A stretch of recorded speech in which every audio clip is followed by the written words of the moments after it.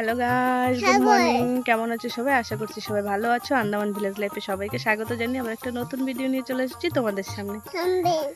আর দেখতে পেলেন ননদরা চলে গেল আজকে আবার বাড়ি ফাঁকা। ও পুচু পুচু গুড মর্নিং বলে দাও।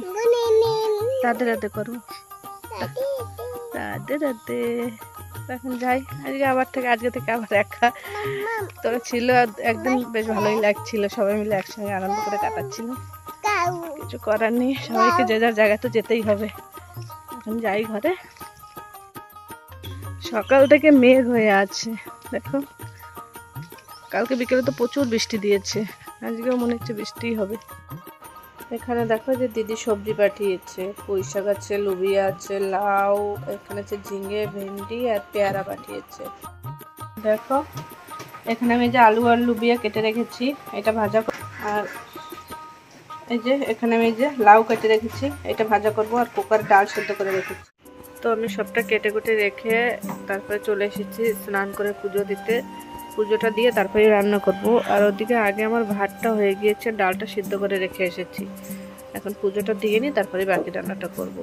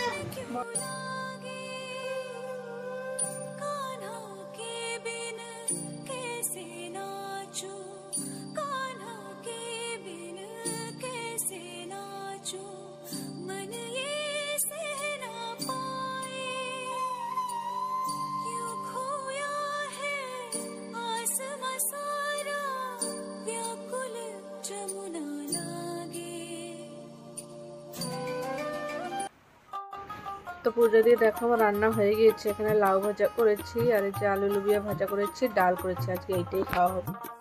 গুড ইভিনিং সবাইকে। তো দেখতে পেলে সকালে ননদরা চলে গিয়েছে। আজকে হচ্ছে সোমবার।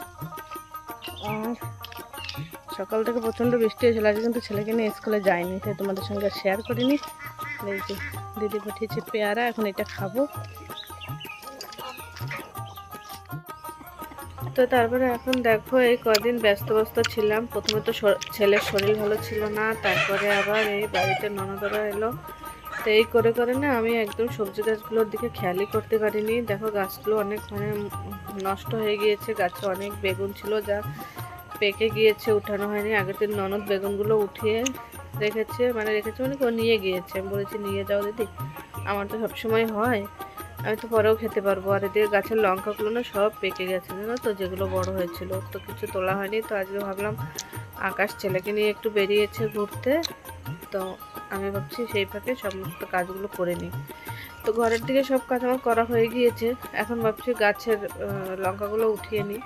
আর গাছের লঙ্কা পেকে গেলে কিন্তু গাছ জলদি মরে যায়।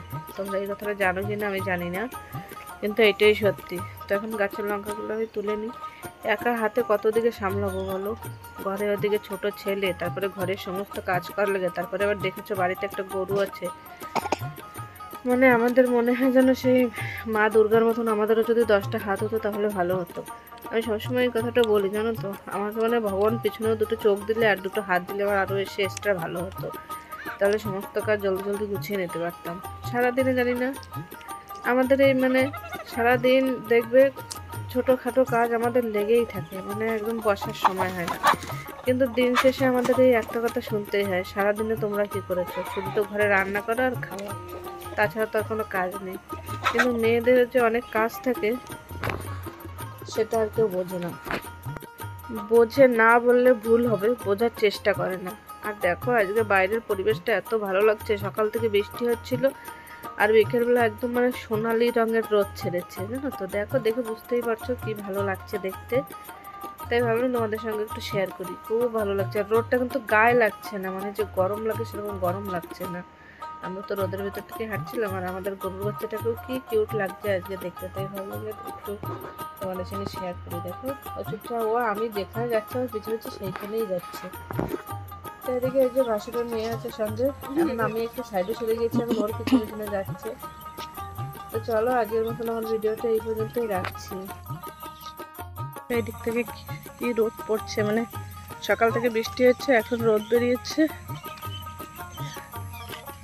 এখন দেখো এই যে সাইডটা থেকে রোদ পড়ছে ফেসে, বুঝতেই পারছো।